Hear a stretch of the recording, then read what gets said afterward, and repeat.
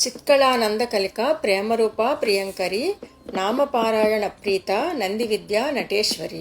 వివరణ: చిత్కళాయే నమః. జీవులలోని చైతన్యము చిత్స్వరూపిణి అయిన అమ్మ యొక్క చిత్కళ అనగా స్వల్ప భాగమైన చిదంశ కారణ లీల. అంటే జీవులలోని చిత్కళాంశ అమ్మే. ఆనంద కలికాయే నమః. చిదానందములు అమ్మ స్వరూపము.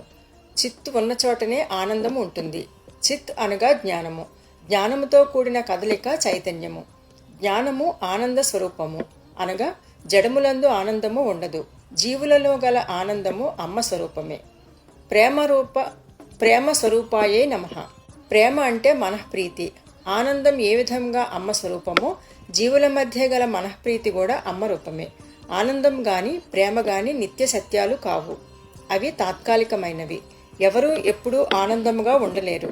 ఈ ప్రేమ అనే పదానికి ప్రధానమైన నిర్వచనం సృష్టి సహజమైన మాతృప్రేమ. కానీ అది కూడా శాశ్వతమైనది కాదు. ప్రేమ అనేది నీరు పల్లానికి పారినట్లు పెద్దల నుండి పిల్లల వైపుకి ప్రధానముగా ప్రవహిస్తుంది. అమ్మ కూడా ప్రేమ రూప. తల్లి నీవే దిక్కు అని తన మీద పూర్తిగా ఆధారపడిన వారిని మిక్కిలి ప్రేమిస్తుంది. అది శాశ్వతమైన ప్రేమ. ప్రియంకర్యే నమః. భక్తుల కోరికలు తీర్చునది. భక్తులకు ఇష్టములైన వారిని ఇచ్చునది. నామపారాయణ ప్రీతాయే నమః. మాతృకానామ పారాయణము సామాన్య భక్తులకు అవగాహన అగునది కాదు. అమ్మ సహస్రనామ పారాయణచే మిక్కిలి సంతోషించును. నంది విద్యాయే నమః. నందికి తండుడు అను పేరు కలదు.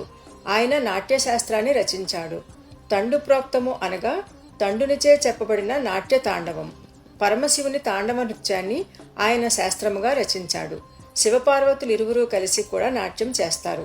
పార్వతీదేవి చేసే నాట్యాన్ని లాస్యం అంటారు. లాస్యం లలితముగా ఉంటుంది. నంది విద్యా స్వరూపిణి తల్లి. నంది శివుని యొక్క వాహనము. నటేశ్వరియే నమః. పరమేశ్వరుడు నటేశ్వరుడు. పరమేశ్వరి నటేశ్వరి. ఆయనది తాండవము, ఆమెది లాస్యము.